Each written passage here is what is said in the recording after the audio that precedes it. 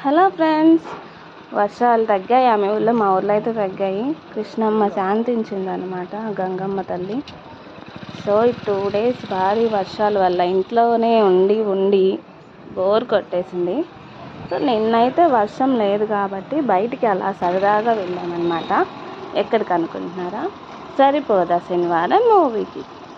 అది కూడా గుంటూరు వెళ్ళామన్నమాట. సో గుంటూరు వెళ్ళేటప్పుడు చూస్తే ఈ బ్రిడ్జ్ కింద నీళ్ళు, ఇక్కడ వాటర్ ఫ్లో అయితే చాలా ఎక్కువగా ఉంది.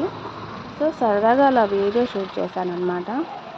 ఎక్కడంటే పెద్ద నందిపాడు తెలిసిన వాళ్ళకైతే ఐడియా ఉంటుంది బ్రిడ్జ్.